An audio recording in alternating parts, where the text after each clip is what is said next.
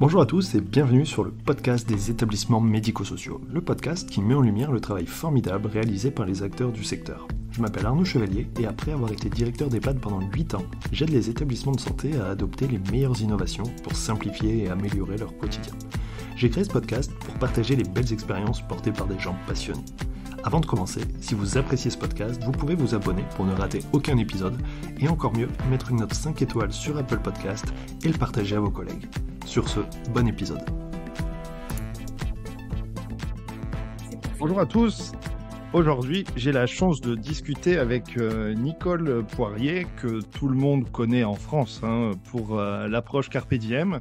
Donc, merci de participer à cet épisode. Je pense que quand je vous ai contacté, l'idée, c'est vraiment de mieux vous connaître, d'avoir, voilà, de vous permettre de vous présenter, mais d'avoir une rencontre avec vous et de comprendre votre parcours et comment vous avez fait pour faire en sorte que cette approche Carpe Diem, elle se développe autant en France et j'imagine dans d'autres pays. Voilà, alors peut-être juste pour commencer, je vous propose de vous présenter. Ah, bien, merci beaucoup Arnaud. Merci pour l'invitation. Donc, moi, je m'appelle Nicole Poirier, je suis québécoise et depuis bientôt 40 ans, je réfléchis aux conditions de vie des personnes qui vieillissent, des personnes qui vivent avec des troubles cognitifs, leurs familles, le personnel, les organisations. Et je le fais à travers mon quotidien qui est Carpe Diem, une maison qui accueille des personnes avec la maladie d'Alzheimer et autres maladies apparentées. Et ça, la maison Carpe Diem, elle existe depuis 1995. Et j'en suis la fondatrice avec une équipe. On ne fait pas ça seul, ce genre de projet, avec toute une équipe, un conseil d'administration. Et cette expérience de Maison Carpe Diem a vu le jour suite à 10 années de recherche et de démarche auprès du gouvernement du Québec. Ça fait depuis 1985 que je travaille sur cette réalité. J'ai mis 10 ans avant de démarrer Carpe Diem. Donc, je pourrais vous expliquer un peu plus comment on a fait, mais pour me présenter, je pense que ça résume un petit peu. Carpe Diem, c'est devenu un lieu d'expérimentation. Bon, c'est pas un laboratoire, mais c'est un lieu où on profite de chaque moment, chaque jour pour réfléchir, puis améliorer l'approche, la compréhension des personnes, de leur réalité, des familles, du personnel.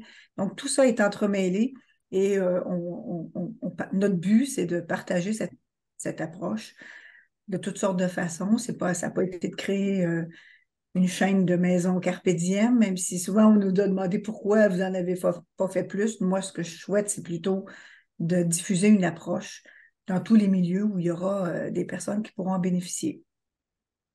Une approche plutôt qualitative que quantitative. Alors, ma première question, c'est avant de vous lancer, qu'est-ce qui vous amène à travailler sur ces recherches autour de la maladie d'Alzheimer? Comment vous êtes tombé dedans? Un petit peu par hasard, j'étais à l'époque, j'étudiais en administration, donc c'était pas un domaine qui m'aurait prédestiné, mais un concours de circonstances, notre maison familiale, la maison où j'ai grandi, on était 7 enfants chez nous et on vivait dans une grande maison et nous avions tous quitté cette maison familiale et mes parents ont décidé de la mettre en vente. Et une amie qui était travailleuse sociale dans le domaine, elle travaillait à l'hôpital et elle cherchait des lieux pour orienter des personnes âgées qui ne pouvaient plus revenir à la maison. Et il n'y avait rien dans le temps, là. Il y avait à peu près pas c'était pas un enjeu de société à ce moment-là, mais elle me disait, je cherche un endroit. Quand elle a su que notre maison était à vendre, elle m'a lancé l'idée. Elle me dit, mais ça ferait une maison parfaite pour accueillir des personnes âgées. Alors, je suis allée voir mon père et je l'ai convaincu de me louer la maison à crédit parce que je n'avais pas d'argent. Je lui ai dit, moi, je te paierai plus tard, je l'achèterai plus tard. Ça a été un peu long, mais mon père a fini par dire, OK, je vais te faire confiance. Puis, c'est comme ça qu'avec une amie, j'ai ouvert le 2 janvier 1985 cette première maison. Et n'ayant pas d'expérience, je n'avais pas d'a priori. Puis souvent, aux gens, je disais, surtout aux femmes, quand elles arrivaient, portez votre livre de recettes. à l'époque, c'était des gros livres avec plein de recettes et c'était précieux pour certaines personnes de pouvoir apporter leur livre de recettes et de les faire aussi. Donc, la petite phrase « Voulez-vous m'aider ?» à cuisiner, à couper des légumes, à faire d'entretien de la maison, tout ce qu'on fait dans le quotidien. Voulez-vous m'aider? C'est une phrase qui est un petit peu magique. Je voyais les gens se lever, avoir envie d'aider. Et c'est comme ça qu'avec mon ami qui était ma collègue, on a ouvert la maison. Et tout de suite, la première année, une personne est arrivée avec une maladie d'Alzheimer précoce. Et j'ai réalisé qu'on ne communiquait pas de la même façon. Je lui disais, voulez-vous m'aider? Puis elle ne me répondait pas. Et je ne connaissais pas ça. Alors, j'en avais déduit qu'elle ne savait plus faire, mais c'était juste ma question qu'elle ne comprenait pas. Parce que quand je faisais les gestes, elle y arrivait. Prenait le linge de vaisselle, elle essuyait. Je coupais des légumes, je donnais un couteau, elle coupait. Donc, là, j'ai réalisé qu'il y avait une autre forme de communication, sans tout comprendre à l'époque.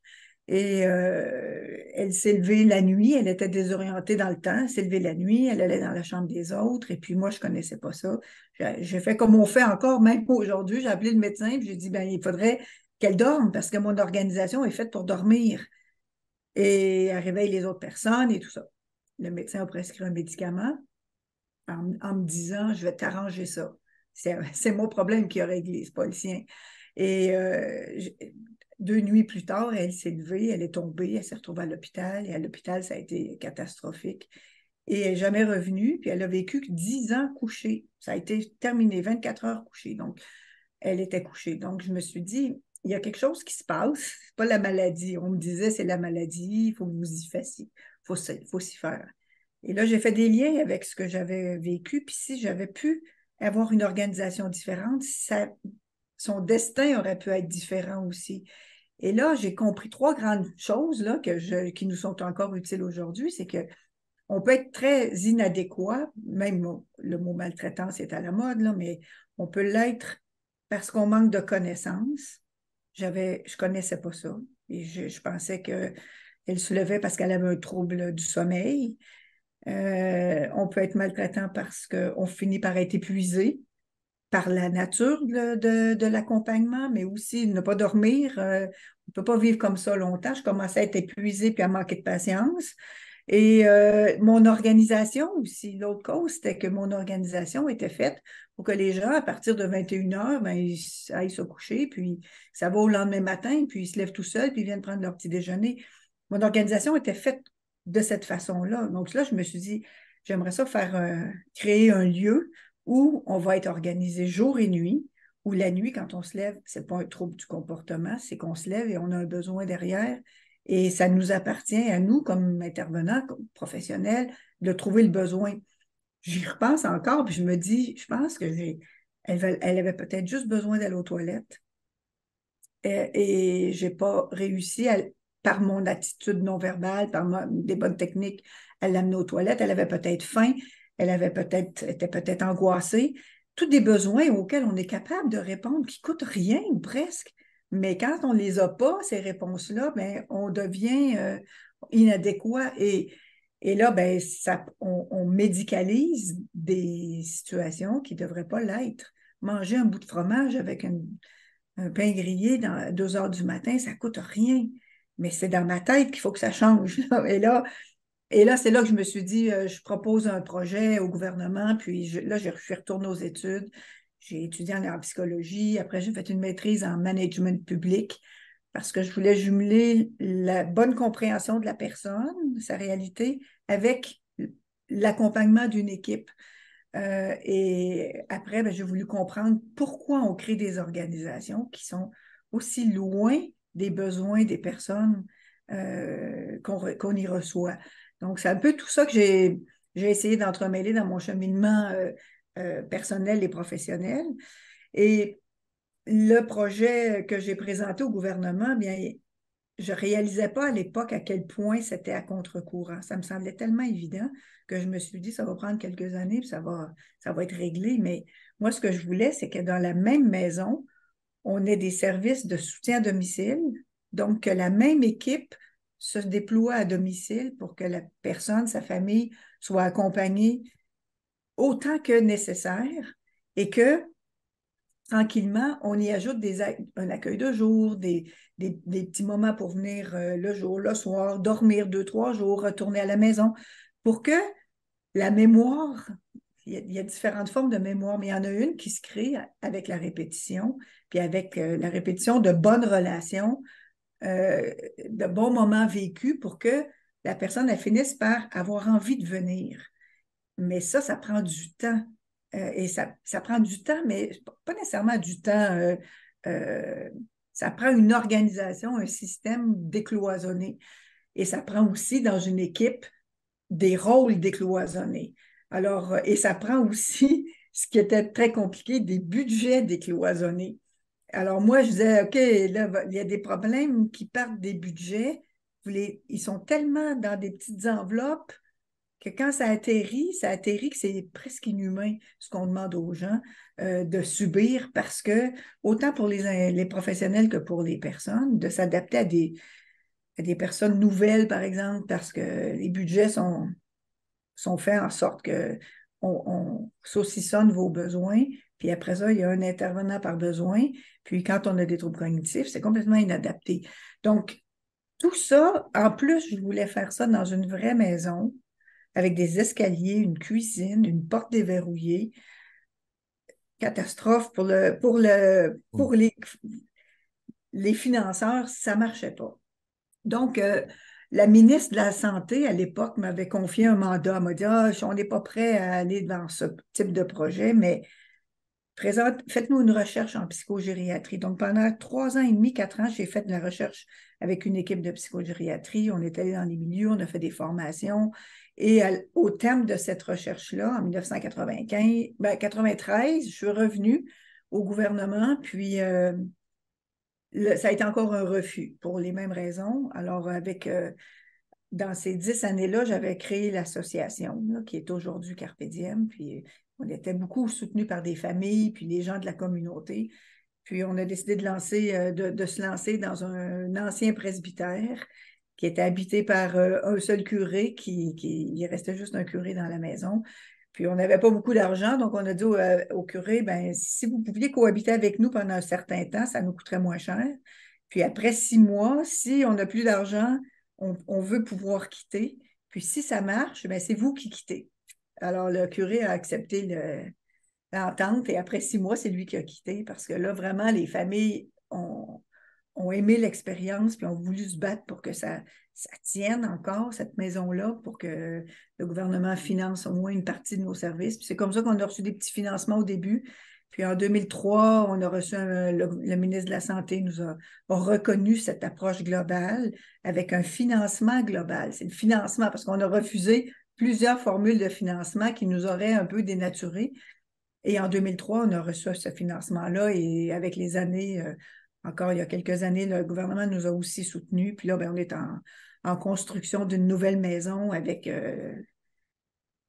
la mise en place, autant d'un point de vue architectural que d'un point de vue organisation, le fruit de nos réflexions.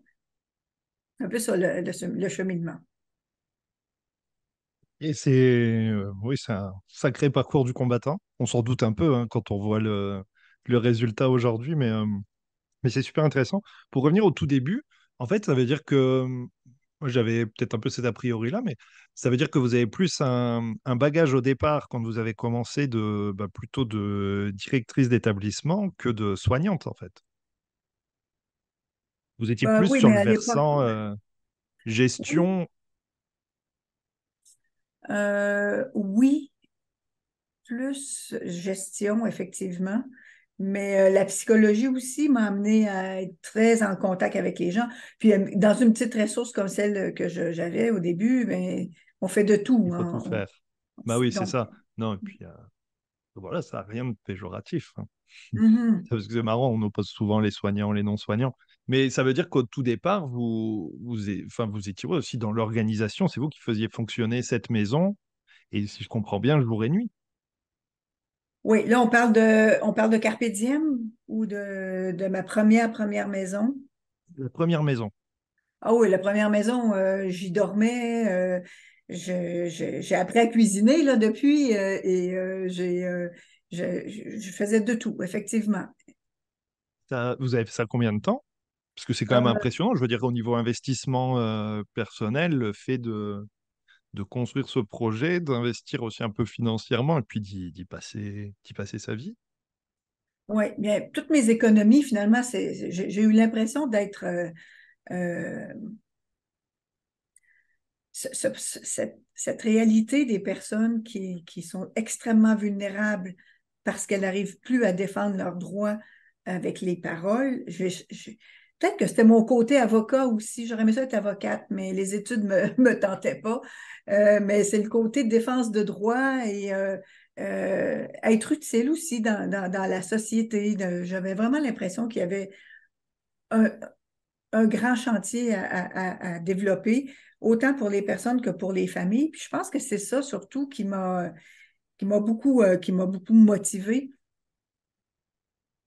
Moi, je pense que ça doit Non, être mais ça. c'est, enfin, ouais. Je trouve ça quand même juste impressionnant, en fait, hein, mais... et vous n'avez pas lâché, vous continuez. Quand vous dites pourquoi on construit des établissements éloignés des besoins, alors peut-être comment ça se passe, donc on est dans les années 90 au Québec. Est-ce que, voilà, est-ce que c'est hospitalier? Est-ce que c'est des plus format résidence autonomie qu'on peut avoir chez nous, plus EHPAD, enfin, ou domicile? Vous en êtes où à ce moment-là? Mais au début, les centres d'hébergement, là, ce qui peut se comparer aux EHPAD en France, les centres d'hébergement, il y avait des critères d'admission, là, puis il fallait être très autonome pour y entrer. Il y avait des stationnements pour les résidents, les gens arrivaient avec leur voiture, et puis quand ils ont lancé ces maisons d'hébergement, les gens voulaient y aller, là. Et avec les années, ben, la maladie, le vieillissement et tout, les lieux se sont beaucoup plus, ça s'est transformé en lieu de soins et c'est devenu des lieux inspirés des hôpitaux et comme on voit aussi en France, très, très médicalisés, les blues et puis un Ouais. hôpital, une salle d'opération d'hôpital transposée un établissement. Et là, il s'est créé on appelait ça des centres d'accueil d'hébergement ou des centres hospitaliers de soins de longue durée. Et avec et là, ben, il y avait beaucoup plus de personnel qu'il y en a aujourd'hui dans ces milieux-là, mais à l'époque même, on disait on manque de personnel, les cas sont de plus en plus lourds. C'était exactement les mêmes formules qu'on entend aujourd'hui. Euh, et, et là, ben, dans les années 2000, à peu près 2000, là, il y a eu des scandales dans les centres d'hébergement et de la maltraitance mise à jour par des familles et tout ça. Puis là, ben, le ministère de la Santé a dit, ben, là, il faut changer ces milieux de soins en milieux de vie. Ça, c'est des formules qui ont été beaucoup véhiculées, mais on n'a pas réussi à faire le virage parce que la trame de fond, c'était vraiment le côté médical, hiérarchique, horaires rigides, tout ce qu'on voit encore aujourd'hui. Et ça n'a pas vraiment fait de virage, même 25 ans plus tard. Oui, bah, on est toujours sur l'aspect très médicalisé parce que les gens restent chez eux, parce que cette petite maison de retraite familiale, c'est compliqué, c'est devenu la résidence autonomie, mais en fait, les gens préfèrent rester chez eux et puis quand ils doivent basculer sur un établissement, c'est qu'il y a beaucoup de dépendance et c'est aux établissements de s'adapter. Alors, il y a deux sujets que vous avez abordés que je trouve vraiment super. Le premier, c'est l'admission. On pourrait appeler ça finalement une admission progressive. C'est vrai qu'avec la médicalisation des établissements, en EHPAD en tout cas, l'entrée c'est du jour au lendemain parce qu'il y a hospitalisation, retour à domicile impossible ou les dents qui craquent et c'est fini et paf, on bascule du jour au lendemain. Ce qui est super difficile parce que c'est vraiment une rupture dans le parcours. Enfin bref. Cette admission progressive, je trouve ça génial et c'est vrai qu'avec le recul, j'ai eu quelques expériences où parfois on a des gens qui viennent, qui n'ont pas envie de venir, clairement, qui l'expriment et qui du coup trouvent un moyen, par exemple, de dire, bah voilà, là je fais des travaux chez moi, donc bon, j'ai besoin de venir une semaine, mais pour faire des travaux chez moi, pour jamais revenir. Ou alors, bref, des trucs comme ça. Et ce qui fait que, franchement, j'ai l'impression que presque à chaque fois, à la fin du séjour, les gens repartent chez eux et puis le lendemain, ils nous rappellent en disant, bon, je veux venir. définitivement, pas de problème, c'est bon, j'ai compris, je veux venir. Mais que ce petit retour à domicile pour voir la différence, ça change tout en fait. Euh, alors, je ne sais pas, est-ce que vous avez une approche, une idée, une technique pour faciliter du coup cette intégration et parce qu'une intégration réussie, derrière, ça change tout en fait, ça change tout le parcours. Oui, surtout quand un bout de ligne, c'est la personne elle-même qui dit je veux retourner. Dans ce temps-là, il y a beaucoup plus de chances de réussite. Bien,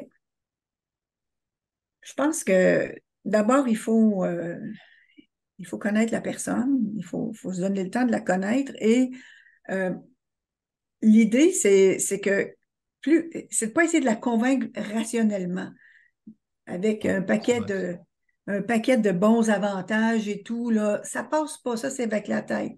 Et où il faut que ça passe, c'est au niveau des émotions, puis d'être rassuré au niveau de cette crainte qu'on a de quitter ce qu'on connaît, même si ce qu'on connaît est angoissant parce qu'on est seul et tout ce que vous avez dit.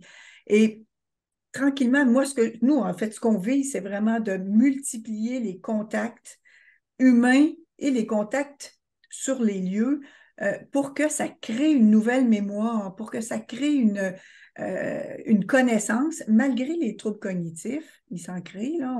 On reconnaît les gens avec qui on a eu du plaisir, avec qui ça s'est bien passé, on reconnaît les lieux, on sait qu'on mange bien, on sait qu'on est utile, on sait, on le sait sans que ce soit rationnel. Et tranquillement, ben, on commence à venir. Et puis, quand on ne vient pas une journée, ben, on cherche, on se demande tout le temps, il est quelle heure? Est-ce que j'ai mangé? Je n'ai pas mangé? Est-ce que ma fille vient? Et j'ai plein de questions auxquelles personne ne peut répondre parce que je suis seule à la maison, puis le fait d'être seule, ça monte l'anxiété. Donc, on réalise finalement que c'est pas je suis anxieuse, venez me chercher. C'est plutôt qu'est-ce que vous avez comme activité aujourd'hui? Je pourrais peut-être y aller. Donc, et là, on commence à connaître, tu sais, ce que les gens, comment les approcher. Et puis, ça finit par être plus sécurisant d'être entouré de personnes qui nous donnent les réponses sans lesquelles on devient anxieux.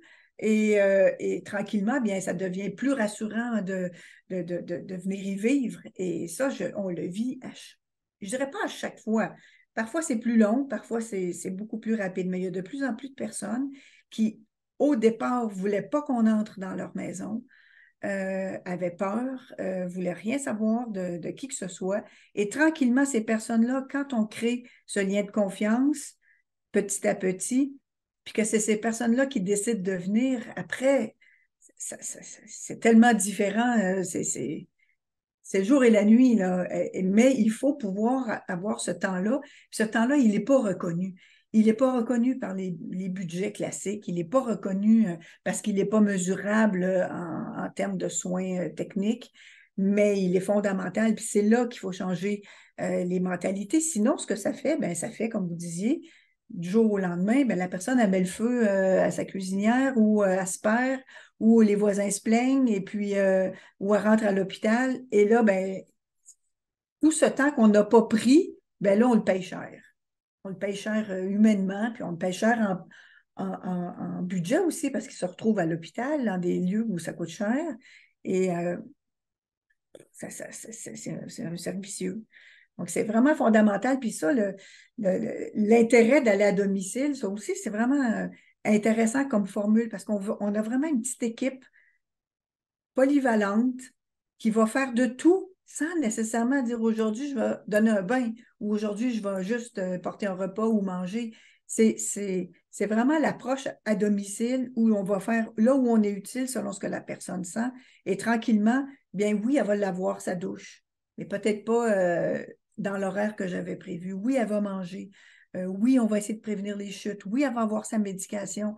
Puis on va faire ça avec une petite équipe stable qui va tranquillement réussir à amener la personne dans un nouveau milieu de vie. C'était le fruit de mon rapport de psychogériatrie en 1990 qu'il fallait changer les façons de faire à domicile, arrêter de mettre de l'argent pour faire des choses qui ne fonctionnent pas, mais mettons de l'argent à condition qu'on change un peu les façons de faire. Puis, on a encore les mêmes constats cette année avec la commissaire à la santé qui dit que on n'a pas la bonne approche à domicile. Donc, puis 80% des demandes d'hébergement au Québec, en tout cas, sont pour des personnes qui ont des troubles cognitifs. Et puis, 100% des budgets ou presque ne sont pas adaptés.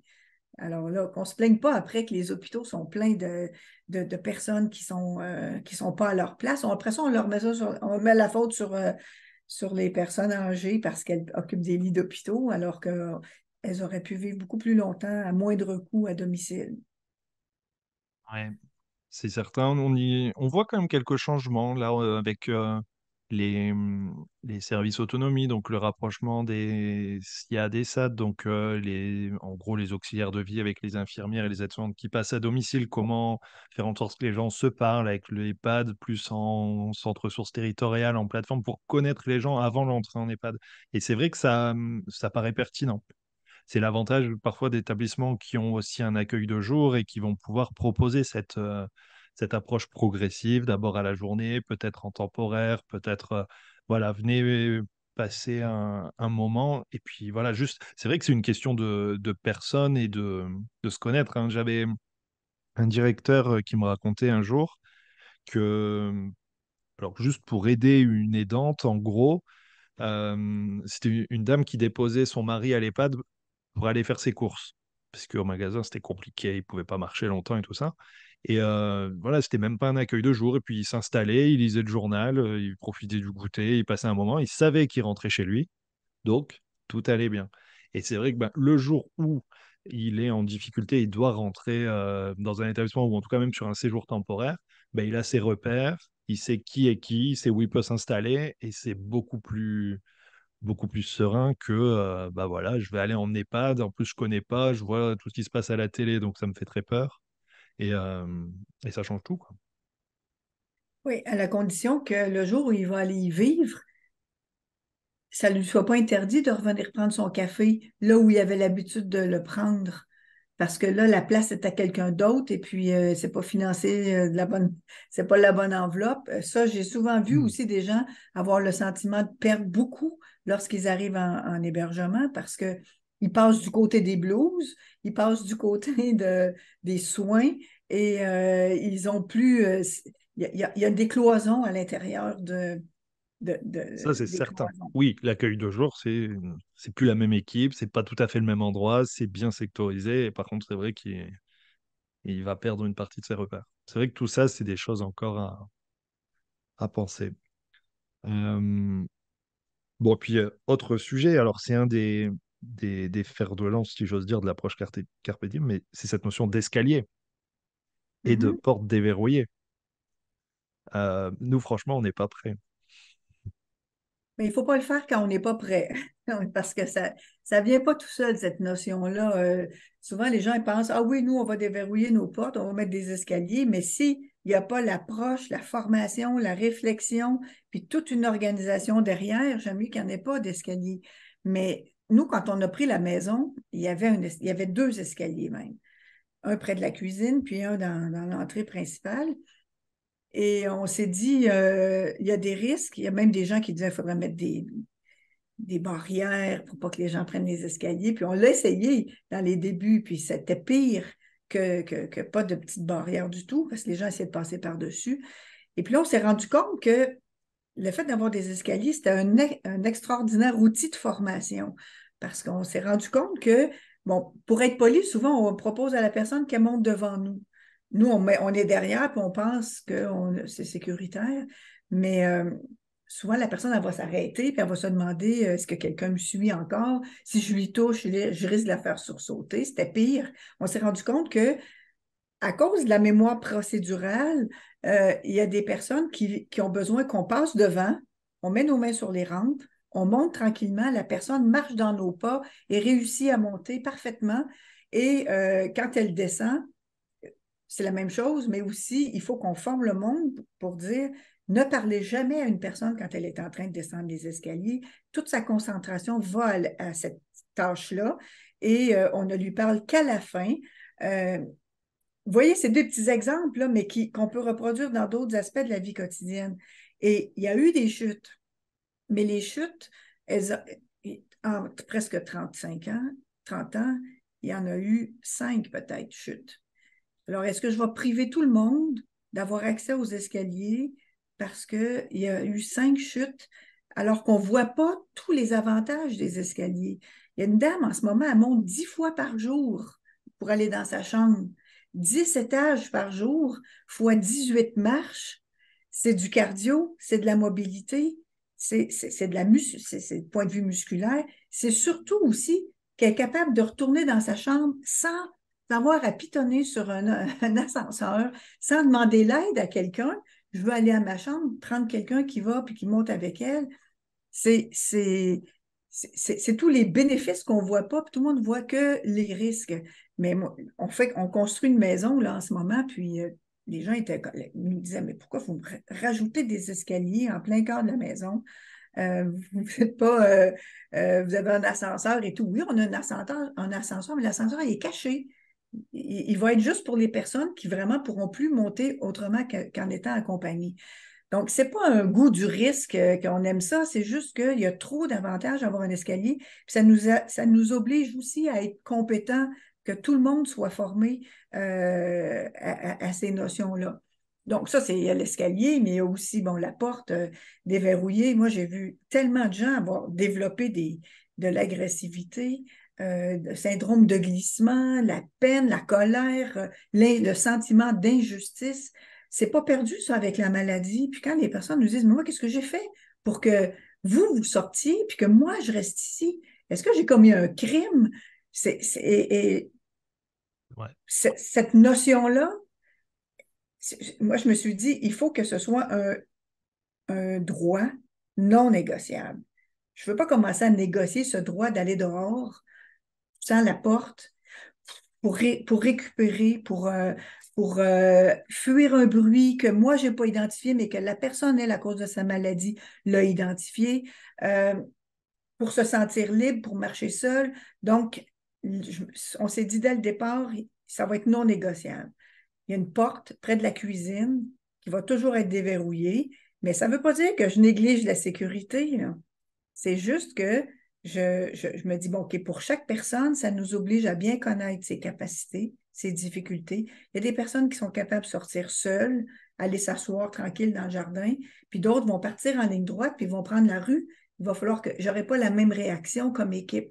Et quand on me dit depuis des années, avez-vous un truc pour que les gens arrêtent de fuguer? Ben, j'en ai pas pour qu'ils arrêtent de fuguer. J'ai une approche qui va déjà leur donner envie de venir y vivre, et ensuite envie d'y rester, et pour que le désir de partir soit plus insécurisant que rester. Donc, il faut qu'il y ait envie de rester et que toutes les raisons, ou en tout cas le plus possible, qui font qu'on a envie de partir, soient pensées. Exemple, je ne suis pas utile à rien. Tout le monde fait tout à ma place. Bien, est-ce que je vais avoir dans la vie quotidienne des moyens pour être utile? Je veux savoir si on va manger ou pas. Je veux bien manger. Donc, je vais être capable de regarder un repas qui chauffe dans la cuisine, parce que ça, c'est un aspect avec les escaliers. Avoir une vraie cuisine, là où on cuisine les vrais repas et où tout le personnel mange avec les personnes le vrai repas qu'on a cuisiné. Bien, ça, là, ça crée plein de... Ça aide la personne à s'orienter. Elle n'a plus besoin de demander est-ce qu'on va manger ou pas. Elle voit qu'on est en train de cuisiner. Elle voit qu'on va manger. Donc, c'est tout ce qui peut amener la personne à avoir envie de rester. Puis, qu'est-ce qui fait qu'on a envie de rester aussi? Bien, c'est qu'on peut sortir. On peut sortir à tous les jours. Même ceux qui ne sortent pas d'eux-mêmes, on les invite à sortir. Donc, tu ne te sens plus en prison, tu n'as pas envie de prendre la porte. Le moment où tu la vois ouverte, tu te dis, c'est ma chance, je sors. Donc, ça c'est... Et je dirais aux gens, ne faites pas ça si vous n'êtes pas prêt à mettre l'organisation en place pour assurer la sécurité. Il y a plein de petites libertés qu'on pourrait faire aussi de l'intérieur avant d'ouvrir, de déverrouiller une porte, là. C'est l'heure du coucher, se lever la nuit, être utile, choisir ses vêtements, se laver soi-même. C'est plein de petites libertés qui devraient être répondues avant même de commencer à se poser la question, est-ce qu'on rouvre ou est-ce qu'on verrouille ou pas la porte? Mais c'est sûr que toutes les autres portes de la maison sont verrouillées, oui, mais cette porte-là qu'on emprunte, elle est toujours déverrouillée. Puis le soir, c'est les gens même qui disent, bon, on va aller, au Québec, on dit barrer la porte. On va aller barrer la porte là parce que là, il commence à faire sombre dehors et c'est eux qui le demandent pour la verrouiller. Puis il y a plein de choses aussi au niveau de la formation. Souvent, les gens, ils pensent, vous avez entendu parler du syndrome vespéral, là, que le soir, lorsque la nuit tombe, les gens deviennent, ils veulent tous partir, sont anxieux. Qu'est-ce qu'on fait avec les équipes, là? On dit, OK, vous pouvez mettre ça sur le compte de la maladie. C'est ce que spontanément on peut faire, mais regardez l'environnement. Regardez l'environnement dans lequel les gens sont. Ils passent la journée avec vous et à 4 heures, 5 heures, en mois de décembre, vous les saluez puis vous dites, je m'en vais chez moi, je m'en retourne dans ma maison. Puis là, vous dites ça à une personne qui rêve de retourner dans sa maison. Vous ne faites que lui donner l'envie de partir. Vous dites, je m'en vais retrouver mon mari, je vais retrouver mes enfants. Vous dites ça à une personne qui se demande où est son mari, où sont ses enfants, est-ce qu'il s'inquiète. Juste des petites phrases comme ça donne envie de partir. Puis les gros au revoir avec les bisous des collègues et tout, bien ça, c'est des attitudes qui donnent envie de partir aux personnes qui se disent pourquoi eux ils partent, moi je ne pars pas. Juste marcher avec un manteau sur soi, son sac à main, ben, c'est toutes des petites choses qu'on évite de faire et de partir en grande pompe pour justement pas créer ce sentiment-là. Puis aussi les fenêtres, les vitres dans les maisons, les nouveaux établissements, là, il y a souvent des grandes vitrines là, très éclairées pour avoir de la lumière naturelle. C'est super quand c'est en plein jour. Mais lorsque la nuit tombe, puis qu'il y a des reflets dans la fenêtre, puis que la personne voit des ombrages, ça ressemble un peu comme un fantôme qui nous suit. Ça donne juste une envie de fuir, ça. Et puis ça, les environnements physiques ne sont pas réfléchis. Allez, c'est la maladie, c'est le syndrome vespéral, mais quand on met en place tous ces éléments-là qui peuvent provoquer le désir de partir, on se rend compte qu'il n'y en a pas tant que ça qui veulent absolument partir. Parfois, c'est une période d'adaptation. Donc, c'est tout ça que je trouve quand on se met, nous, à risque, parce que ce n'est pas les gens qu'on met à risque, pas les habitants qu'on met à risque, c'est nous comme direction, comme organisation, qu'on se met à risque en déverrouillant une porte, en mettant des escaliers, puis en ayant une cuisine. Ben, on met en place ce qu'il faut pour assurer un niveau de... On n'est jamais tranquille, en fait. C'est facile, on est tranquille quand la porte est verrouillée. Mais on est obligé à chaque jour de tenir ce niveau de vigilance, ce niveau de formation pour éviter justement que des troubles naissent. Quand les gens me disent, il y a une personne du gouvernement qui est venue récemment à Carpe Diem, puis elle a visité, puis elle a rencontré plusieurs personnes. Certaines sont très malades, peuvent plus parler, d'autres peuvent parler. Et après, elle me dit, mais il n'y a pas de gens ici qui ont des troubles du comportement. Qu'est-ce que vous faites quand il y a des troubles du comportement? C'est drôle parce que la maladie, c'est la même qu'ailleurs. Là, ma collègue lui a dit, mais l'homme à qui vous avez parlé dans la cuisine tout à l'heure, qui mangeait, qui faisait des blagues, puis que vous vous demandiez même s'il était malade, il a été à l'hôpital, il est allé à l'hôpital pour un problème cardiaque là, récemment. Ben, en moins de 12 heures, il y avait un gardien de sécurité à la porte de sa chambre 24 heures par jour parce qu'il ne comprenait pas ce qui se passait. Puis, il est arrivé ici, mais tout est en place pour que ça ne monte pas l'anxiété, que l'organisation soit tellement souple que ben, ce qui provoquerait un trouble, finalement, n'arrive pas. Ou je ne dis pas qu'il n'y en a pas, il y en a là, des situations intenses où les gens... mais il y en a moins. Il y en a moins parce que c'est pas juste l'environnement physique, c'est pas juste la formation, c'est pas juste le budget, c'est tout un ensemble qui fait que la recette prend. Non, mais c'est certain. Juste la question de l'utilité, hein, ça joue énormément. J'ai un jour c'était un médecin quoi, qui me racontait ça, que dans un établissement qui était géré par les sœurs, alors il y avait une question de budget limité, et du coup elles faisaient beaucoup de choses elles-mêmes. Et donc les résidents devaient participer. D'ailleurs, c'était aussi souvent d'anciennes religieuses et tout ça. Donc, d'ailleurs, on ne dit pas une ancienne religieuse, elles étaient toujours religieuses. Donc, c'est pas parce qu'elles sont résidentes de l'EHPAD que elles peuvent rester dans leur chambre tranquillement, elles doivent aussi nettoyer, travailler, voilà. Et il disait, il y avait là aussi jamais une porte fermée, surtout la porte d'entrée. Et il dit, jamais personne n'est sorti. Parce que les raisons, ils avaient, pas l'envie, mais surtout pas vraiment l'occasion, parce qu'ils avaient trop de choses à faire à l'intérieur pour aller à l'extérieur. Et ça, c'est vrai Mhm. que c'est super intéressant et ça revient à comment on... Parce qu'on parle de lieu de vie, donc comment on crée de la vie, comment on redonne aussi du sens à la journée, à tout ce qu'il faut faire, et à partir de là, on occupe l'esprit, on évite les angoisses, parce que l'angoisse, de toute façon, c'est qu'est-ce que je fais là, pourquoi je suis là, je suis pas au bon Mhm. endroit, donc je m'en vais. Mais c'est vrai que tout ça, c'est super intéressant. Puis après, oui, forcément, si les gens sont bien, on a moins de troubles. Euh, Ben, il y a peut-être une chose qu'on n'aborde pas assez là aussi, c'est que ce qu'on voit, c'est l'environnement, la maison et le personnel pas de blues et tout ça, le sentiment d'utilité, mais ce que j'oublie trop souvent de dire, c'est l'importance de développer des compétences chez le personnel, des Vous avez dit vraies la compétences. formation plusieurs fois, hein. Pardon? Vous avez dit la formation plusieurs fois.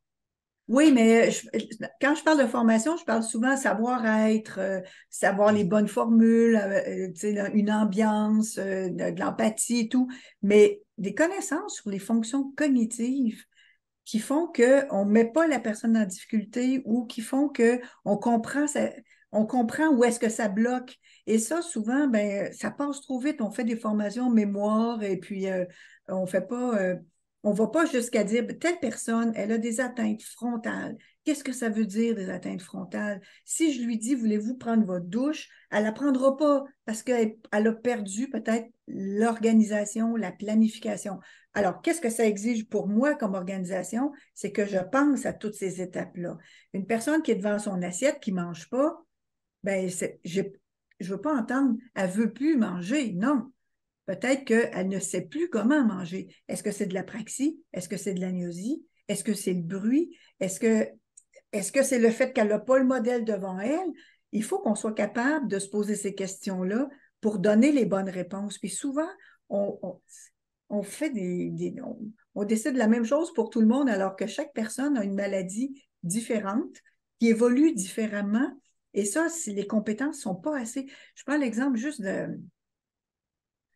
des troubles perceptuels. Les troubles perceptuels, quand une personne dit il y a quelqu'un dans ma chambre, il y a quelqu'un dans ma chambre, on va mettre ça sur le compte de la maladie, alors que ça peut être, comme je vous disais tout à l'heure, le volet qui n'est pas fermé, puis qui fait que la personne voit des reflets dans sa chambre. Si tu ne sais pas que ça existe, ça, tu y penseras jamais. Puis ça, je pense que c'est là qu'on manque beaucoup. On crée des lieux parfaits d'un point de vue, je sais pas moi, architectural, mais on ne forme pas assez le personnel sur cette maladie-là. Ça donnerait jamais, ça nous viendrait jamais à l'idée qu'un cardiologue ait pas de formation en cardiologie. C'est pareil. On devrait former notre monde pas juste parce que j'ai l'impression que moi, j'ai beaucoup milité pour qu'on voit la personne avant la maladie et qu'on médicalise pas tout, mais je pense qu'en même temps, il y a un autre travail que je veux contrebalancer, c'est de comprendre ce que la personne vit dans ses difficultés. Puis ça a des conséquences graves parce que, regardez la dénutrition, comment est-ce qu'il y a de la dénutrition dans les établissements au Québec? Puis 80% des gens ont des troubles cognitifs, mais il y en a, donnez-moi 5 établissements où le personnel mange avec les personnes. Il n'y en a pas. Mais après, Pas on beaucoup. met en place des plans contre la dénutrition. C'est le meilleur moyen pour que la personne continue à manger, c'est qu'elle a un modèle devant elle qui mange avec elle et qui va donner le support là où la personne en a besoin. Et essayez de faire passer ça dans des établissements où euh, c'est c'est comme... Oui, où il y a trop de normes, trop de... Alors qu'on voit des choses, enfin, moi, je sais que c'est, malheureusement, c'est bon, allez, c'est tous les 2 ans, mais quand on a des Coupes du Monde de foot, des Euros et tout ça, combien de fois j'ai vu où on rassemble tout le monde devant la télé, où il y a le côté vraiment l'équipe qui est là, on fait venir les familles, les enfants et tout ça, et combien de fois on voit des gens qui d'habitude mangent mixé, boivent, enfin voilà, des trucs un peu gélifiés et tout ça, et où en fait, mais la bière, alors il y a les bulles, ça passe tout seul, et les biscuits apéritifs et tout ça, ça passe tout seul, où on a des doutes, on se dit attention, fausse route, mais en fait, ça passe tout seul. Et c'est aussi la question du contexte. Et c'est formidable à chaque fois de voir à quel point, si juste, même juste quand on emmène les résidents au restaurant, c'est plus les mêmes, ils mangent plus pareil. On voit la différence aussi ces jours vacances, où on a des gens qui, oui, qui se lèvent, qui vont au petit-déj, qui, voilà, qui mangent, parce que c'est plus pareil. Mais qu'est-ce que ça nous prend de plus? On les a, les preuves. On a les Oui. preuves, mais on continue de faire des recherches, des observatoires, des expérimentations, alors qu'on les a, ces preuves-là. La pandémie l'a démontré aussi, les effets négatifs de l'enfermement. Il y a Oui. une volonté politique aussi qui doit être là, puis expérimenter autre chose que de vouloir protéger le système avec nos façons de faire. Puis il faut trouver des solutions dans le système, absolument, hein. C'est un Il petit y a un peu, besoin d'assouplir, hein. il faut changer la. Prenez juste, on parle beaucoup de maltraitance, hein. Tant qu'à y être, hein, vous dites qu'on peut se lâcher là, dans votre podcast. Ouais, c'est bon. En plus, ça fait. Là, on a une demi-heure, c'est bon, on peut y aller. Non, mais c'est parce que je trouve qu'il y a des maltraitances institutionnalisées qui sont jamais dénoncées. Prenez juste comme à quel point on fait passer des tests cognitifs aux personnes alors que ce n'est pas le besoin du tout. Je ne parle pas des diagnostics, là. Je ne parle pas du processus diagnostique où il faut faire passer des tests pour toutes les raisons, les bonnes raisons qu'on connaît. Mais après, là, la personne, là, qu'on lui fait passer des tests pour une médication qui est à peu près pas efficace, des tests pour confirmer un budget, des tests cognitifs encore pour confirmer des services à domicile. À chaque fois, la personne, et c'est extrêmement souffrant, comme si vous aviez une fracture du crâne, puis je vous tapais dessus pour voir à quel point ça vous fait mal. Vous diriez, vous êtes sadique. Bien, il y a des gens qui vivent ça régulièrement, puis pour avoir pas grand-chose de plus, il faudrait arrêter ça déjà. C'est comme si ces tests-là font référence au langage, à la mémoire à court terme, puis la personne est confrontée à ces difficultés. C'est extrêmement dévalorisant puis heurtant. Après, elles ne veulent plus retourner. Puis là, on dit, ah, c'est la maladie, ils ne veulent plus retourner. Mais non, ils ont une mémoire de ce que ça leur a fait vivre et à leur famille, puis ils ne veulent pas le revivre. Mais ça, là, si on demandait aux personnes ce qui les fait le plus souffrir, c'est ces fameuses périodes de test où ça donne l'impression aux professionnels de contrôler quelque chose, d'avoir une certaine information, mais ça ne donne rien dans le quotidien, ces résultats, ces scores, un chiffre, 11 sur 30, ça donne quoi? À part que Hmm. En tout cas, oui, potentiellement une mise en échec importante et un mal-être. Ouais, je vois ce que vous voulez dire.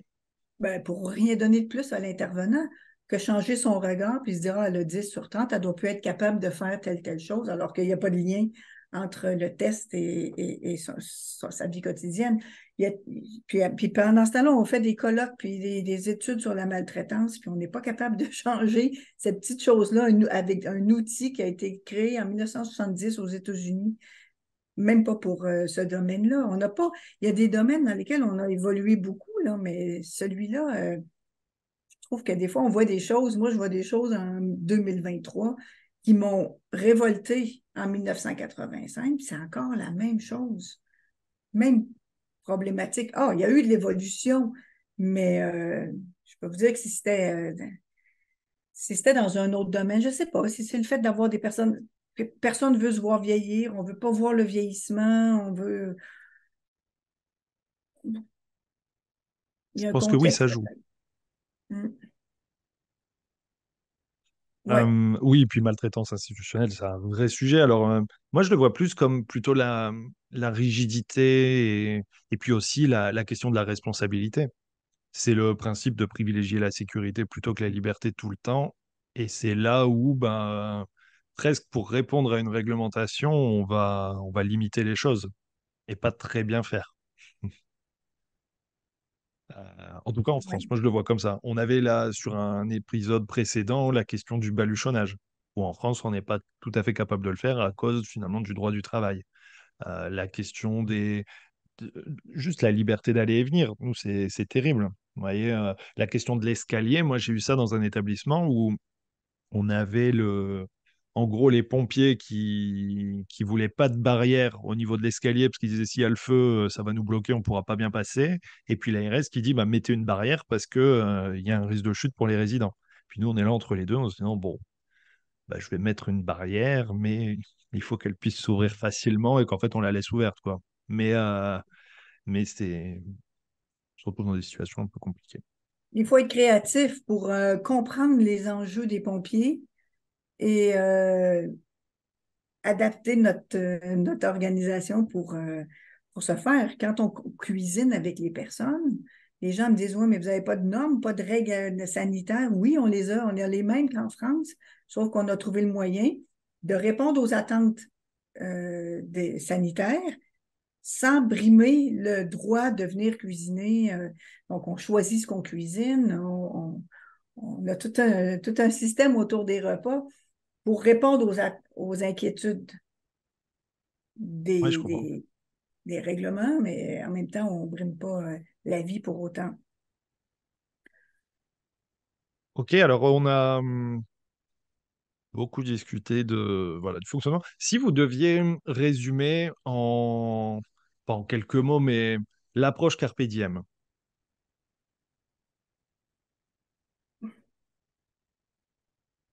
L'approche pour Carpe quelqu'un qui n'y Diem, connaît rien, oui. Ben, c'est une approche qui mise sur la relation entre la personne et le monde qui l'entoure, les humains et l'organisation aussi. C'est une approche qui met à profit le jour présent. Chaque jour, on recommence. Carpe diem veut dire saisir le jour. Donc, saisir les capacités des personnes, saisir la relation. Puis, je pense que c'est une approche qui vise à mettre à profit tout ce qu'un quotidien peut offrir. Puis ce quotidien-là, ben, ça tombe bien parce que ça vient nourrir des difficultés, pas des nourrir des difficultés, mais ça vient contrer des difficultés liées à la maladie. Donc, tout ce qu'on fait dans le quotidien, c'est lié à des fonctions cognitives et puis ça les met en action. Donc, pour moi, c'est le meilleur moyen de combattre la maladie en vivant une vie la plus normale possible.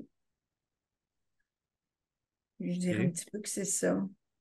Demain, je vous dirai peut-être d'autres choses. Il y a tellement de choses à dire sur cette façon de voir et d'accompagner. Euh, Non, mais c'est sûr que c'est pas facile hein, de le résumer. On peut, enfin, c'est une approche, moi je trouve, que c'est tellement global et il y a tellement de choses et de paramètres. Et puis c'est ce qu'on se disait tout à l'heure, de pas résumer, de pas mettre dans des cases, de pas, voilà, c'est vraiment avoir cette vue très globale. Euh, Du coup, c'est intéressant. Alors, ça fait plusieurs années, vous êtes parti d'une maison.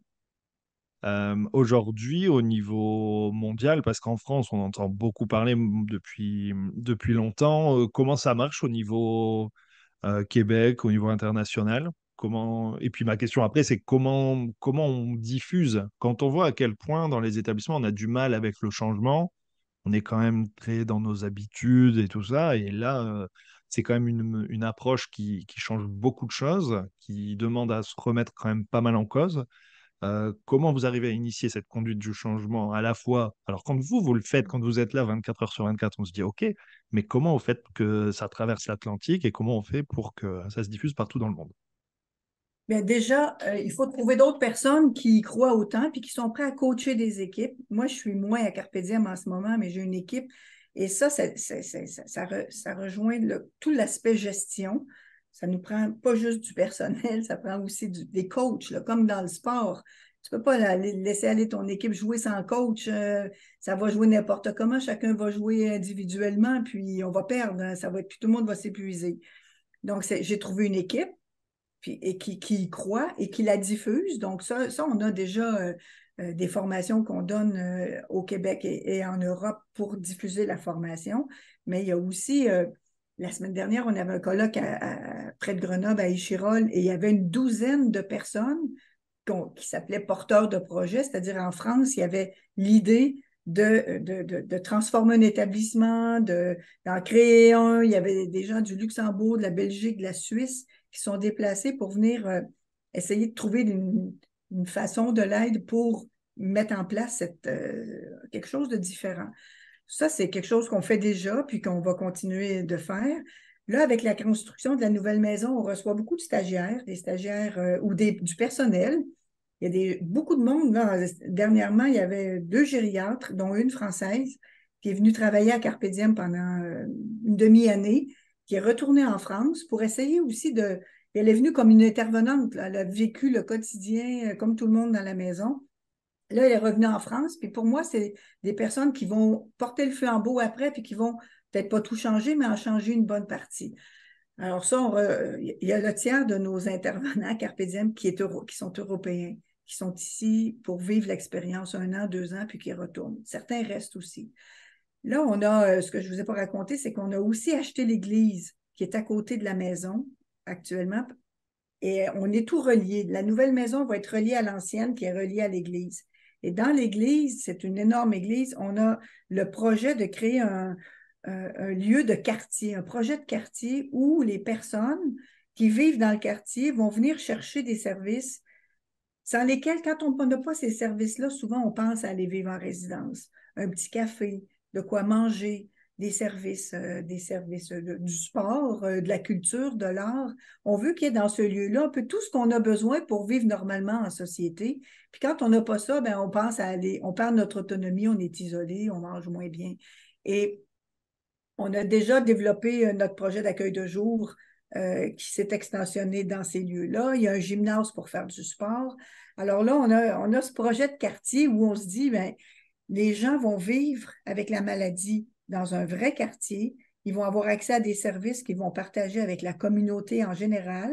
Ils ne vont pas se sentir le quartier Alzheimer ou le café Alzheimer ou le salon de coiffure Alzheimer. C'est tout le monde tout le monde va venir chercher son service. Et pour nous, c'est une façon d'entrer en contact avec les personnes qui ont des difficultés, qui vieillissent, puis qui tranquillement, comme on le disait au tout début, n'ont pas l'impression de venir chercher un service, mais viennent répondre à un besoin.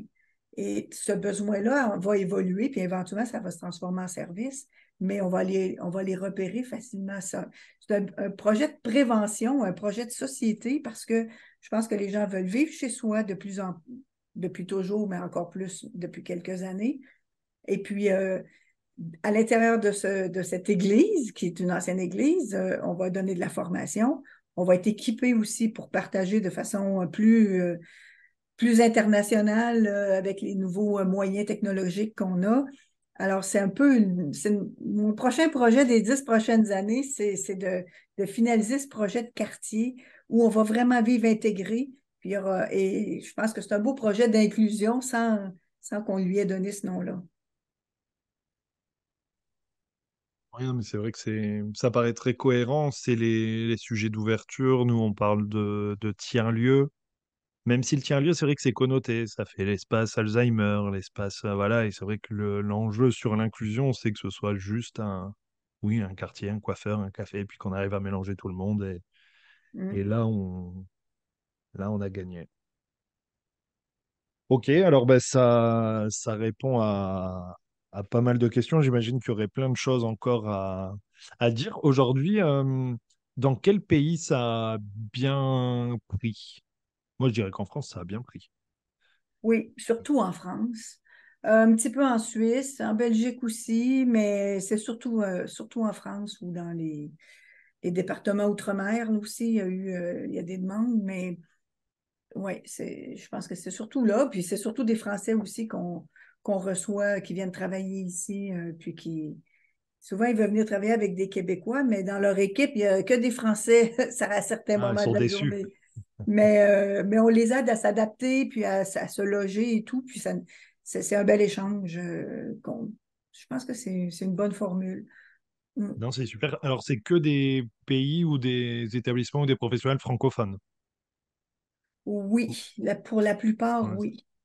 Oui. d'accord. Vous avez, L'Algérie aussi, l'Algérie, le Maroc. Il y a des intervenants qui sont de là aussi. Mm. d'accord. Oui, c'est Ouais, intéressant. Souvent, c'est ouais, des pays qui sont un petit peu francophones et ouais. Il y a un dilemme parce que les pays du Maghreb, je pense, nous, on a une vision où on est sur une culture. et enfin bref, c'est Maghreb, Afrique, de dire mais mettre les vieux dans des établissements, c'est un crime. Mhm. Souvent, enfin voilà. Alors, ça évolue forcément parce qu'il y a une forme d'occidentalisation et tout ça, et aussi de vieillissement, et puis de familles comment dire, qui se dispatchent un peu dans le monde, les enfants qui partent faire leurs études aux quatre coins du monde, et c'est ça qui fait que c'est plus difficile d'accompagner euh, ces personnes âgées, quoi. Mais ça m'étonne pas. Mais il y a une personne en ce moment, elle est médecin en Algérie. Elle a immigré avec son pays, son mari, ses enfants, puis elle est intervenante. Elle pratique pas la médecine pour l'instant, là, parce que c'est pas possible, mais elle est intervenante, puis elle fait des liens avec l'Algérie, où c'est très médicalisé aussi. Puis quand elle est arrivée, elle a dit, je pense que je me suis trompée d'endroit, parce que où est le chariot à médicaments, puis où est le bureau du médecin, et et elle a appris et elle apprécie aussi ce type Elle peut exercer sa médecine différemment aussi, même s'il n'y a pas un bureau de médecin puis que la médication est donnée discrètement. Et puis d'une manière certainement aussi beaucoup plus gratifiante parce qu'on voit des personnes qui sont mieux. Enfin, moi, je sais qu'en EHPAD, on a souvent aussi ce constat un peu d'échec de personnes pour qui c'est très difficile de proposer quelque chose où on n'arrive pas, on voit qu'ils vont pas bien, qu'ils s'adaptent pas et on est un peu démunis. Et c'est vrai que éviter la personne qui est très agitée, qui veut repartir et pour qui en fait ben, on sait pas trop comment faire, ça change quand même beaucoup de choses, quoi. Oui, c'est effectivement. Alors, pour conclure, comment on vous retrouve si on veut en savoir plus? Comment on peut vous contacter? Comment on peut se former? Bien, vous pouvez. Ben, d'abord, j'ai écrit un livre avec Roger Gilles, qui est neuropsychiatre à Poitiers. Je ne sais pas si vous connaissez, mais c'est lui et Roger Gilles, il a pris l'approche, il écoutait l'approche, m'écoutait parler, puis il faisait des liens avec les neurosciences. Alors, pour ceux qui s'intéressent aux liens neuroscientifiques, comment on peut valider les découvertes en neurosciences par la pratique et vice-versa. Mais il y a le livre Alzheimer de Carpe Diem à la neuropsychologie. C'est aux éditions RS à Toulouse, en France. Ça, on peut lire le livre. Ça donne un peu l'histoire et une base de l'approche. Ensuite, on peut nous écrire en allant sur le site de Carpe Diem, carpediem.québec, ou info à commercial, info carpediem.québec, tout au long. Vous pouvez nous écrire aussi sur cette adresse ou sur les réseaux sociaux, Facebook, LinkedIn et Twitter, on est assez actifs aussi de ce côté-là. Les gens peuvent nous suivre sur ces plateformes. Peut-être aussi, Bon. bon, c'est un autre podcast, là, mais il y a un podcast qui Oui. s'appelle Devenir Roger. Devenir Roger, c'est l'histoire de Marika Lumeau qui est venue vivre à Carpe Diem pendant 3 semaines, jour et nuit, comme une résidente. Donc, si les gens veulent vivre un peu l'expérience de Carpe Diem à travers ses yeux, elle, c'était dans un objectif de chercher qu'est-ce qu'on peut faire de mieux parce qu'elle a accompagné son père dans des conditions qui l'ont beaucoup questionné. Donc, elle est venue, puis elle avait son micro pendant les 3 semaines et on entend ses réflexions, puis on entend aussi les relations qu'elle a avec les gens. Euh, on y entend aussi Blandine Prévost, l'association Amadiem, qui explique aussi son point de vue de l'intérieur. Et ça, je trouve que c'est bien de donner la parole tant qu'on peut aux personnes qui le vivent et qui souhaitent parler. Je trouve que c'est ce qui nous inspire beaucoup, de toute façon, dans notre pratique. Je pense qu'il y a plusieurs moyens, surtout sur les réseaux sociaux, de nous rejoindre. Et super. Et ben, je partagerai tout ça. Ce qui est bien avec les podcasts, c'est qu'il n'y a pas de concurrence. Parce qu'au Mhm. contraire, je pense qu'on se fait un peu la courte échelle de... Voilà, on a tout intérêt à partager. Et puis, c'est vrai que c'est super intéressant. Ce sera un format différent que je vais écouter aussi, parce que, oui, du coup, plus dans le concret, enfin, plus, voilà, dans le quotidien, c'est super intéressant. C'est comme un petit roman qu'on suit à 5 épisodes et c'est sur Apple, Spotify, les chaînes habituelles, là. J'ai vu que vous faisiez de la formation aussi en ligne. Moi, c'est un sujet que je trouve très intéressant parce que ça permet de toucher plus de monde et puis de laisser les gens aussi s'approprier en fait les notions à leur rythme. D'où ça vous est venu et comment vous fonctionnez? Oui, ça nous est venu avec la pandémie, alors que nous avions plusieurs formations déjà de planifier en France et avec les conditions de voyage qui ont été réduites, on s'est mis à, à offrir des échanges, des webinaires en ligne. Et avec le temps, c'est devenu la première partie d'une formation qu'on donne en 2 temps. La première partie, c'est en ligne et pour des établissements, la deuxième partie, c'est sur place. Alors, on a recommencé les voyages, mais la partie un peu plus théorique, elle se fait en ligne. C'est moi qui la donne. Mais quelqu'un qui ne fait pas la partie 2 peut aussi s'inscrire à cette formation en ligne. Donc, c'est 4 demi-journées. Ça se passe durant les après-midi en France. C'est le matin ici au Québec ou dans d'autres pays. Ce qui est intéressant, c'est qu'on a des gens de différents pays qui participent à la même formation. On vit les mêmes enjeux. Et ce qu'on fait, c'est qu'on passe, on passe la théorie avec des vidéos. On a beaucoup de vidéos parce qu'à Carpe Diem, on peut filmer, on a l'autorisation. Les gens visionnent la vidéo, réfléchissent et à partir des vidéos, on donne des pistes de réflexion, de solutions. On transmet l'approche, les principes de base. Alors, une personne qui fait les 4 demi-journées va avoir le contenu de base sur l'approche. Tout à l'heure, je parlais de développer des compétences, mais c'est l'objectif de ces 4 demi-journées. Et tout le monde peut s'inscrire. Il n'y a pas de prérequis, mais il y a beaucoup d'établissements qui s'inscrivent en groupe parce qu'ils font la deuxième partie. Donc, en septembre, si jamais ça vous intéresse, la formation en ligne, c'est le 18 septembre, donc 18, 21, 25 et 28 septembre, de 14h à 17h30 en France. Et il y a toutes sortes de jeux. On utilise différents outils pour rendre la formation plus dynamique parce que c'est quand même exigeant d'être devant un écran. On utilise différentes formules. Ouais. Du coup, c'est formation en ligne, mais en direct, c'est pas e-learning. Et comment on s'inscrit? Là aussi, Euh, c'est sur votre site. On s'inscrit à formation@carpediem.québec. C'est l'adresse de formation. Et ce qui est intéressant aussi, c'est qu'on transmet aux participants les enregistrements des rencontres. Alors, contrairement à quand on est en présence, on manque une journée, c'est difficile de reprendre le contenu. Là, les gens peuvent revoir une deuxième fois le contenu, revoir les vidéos et intégrer davantage la théorie. D'accord. Ouais. Bah, là, je vois sur votre site, donc ça s'affiche. Ok, ben comme ça, je partagerai le lien. Sur le site de Carpe Diem, ça s'affiche automatiquement. Mm. Bon, ben super. Eh ben, merci pour toutes ces infos et puis ben, j'espère à bientôt. Oui, à bientôt. Bon été. Merci d'avoir écouté l'épisode jusqu'au bout, j'espère que le sujet vous a plu et qu'il vous inspirera. Pour m'aider à faire connaître le podcast, abonnez-vous sur votre plateforme d'écoute préférée ou notez-le et partagez-le sur vos réseaux sociaux. N'hésitez pas à me contacter sur LinkedIn pour toute remarque ou proposition de sujet. Bonne journée et à bientôt sur le podcast des établissements médico-sociaux.